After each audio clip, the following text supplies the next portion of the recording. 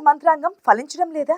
అధినేతతో భేటీ తర్వాత కూడా పార్టీ మారేందుకు ఎమ్మెల్యేలు సిద్ధమవుతున్నారా? రోజు రోజుకి అసెంబ్లీలో బీఆర్ఎస్ బలం తగ్గుతుందే. మిగతా ఎమ్మెల్యేలు పార్టీ మారేందుకు సిద్ధంగా ఉన్నారా? త్వరలో బీఆర్ఎస్ ఎల్పీని సిఎల్పీలో విలీనం చేసే దిశగా కాంగ్రెస్ పార్టీ అడుగులు వేస్తుందా? ఇంతకీ గులాబీ పార్టీలో ఏం జరుగుతోంది?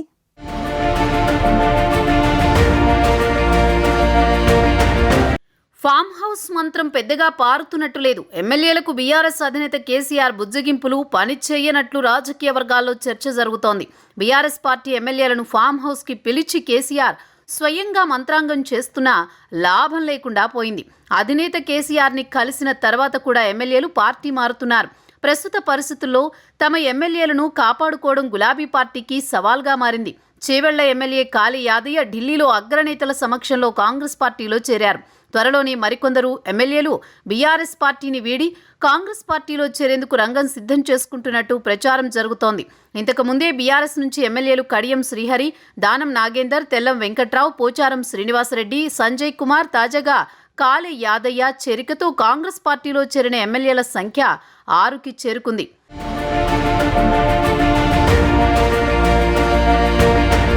చేవెళ్ల ఎమ్మెల్యే కాళీ యాదయ్య ఢిల్లీలో రేవంత్ రెడ్డి సమక్షంలో పార్టీ కండువా కప్పుకున్నారు.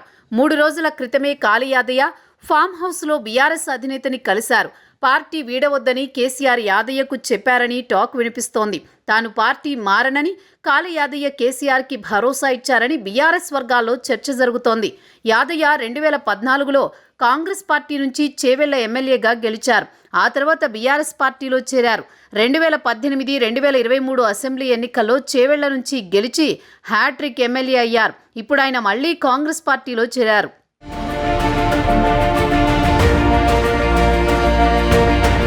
తెలంగాణ అసెంబ్లీ ఎన్నికల్లో బీఆర్ఎస్ పార్టీ 39 అసెంబ్లీ స్థానాల్లో గెలిచింది. ఆ తర్వాత Secunderabad cantonment MLA Lasya Nanditha road ప్రమాదంలో మరణించడంతో జరిగిన ఉప ఎన్నికల్లో కాంగ్రెస్ అభ్యర్థి విజయం సాధించారు. దీంతో బీఆర్ఎస్ బలం 38కి తగ్గింది. తాజాగా 6 ఎమ్మెల్యేలు కాంగ్రెస్ పార్టీలో చేరడంతో అసెంబ్లీలో బీఆర్ఎస్ బలం 32 స్థానాలకు పడిపోయింది. అసెంబ్లీ బడ్జెట్ సమావేశాల కంటే ముందే బీఆర్ఎస్ ఎల్పీని సిఎల్పీలో విలీనం చేసే దిశగా అధికార కాంగ్రెస్ పార్టీ పావులు కదుపుతోంది. ఎల్పీ విలీనంతో బీఆర్ఎస్ పార్టీని దెబ్బకొట్టాలని కాంగ్రెస్ భావిస్తోంది.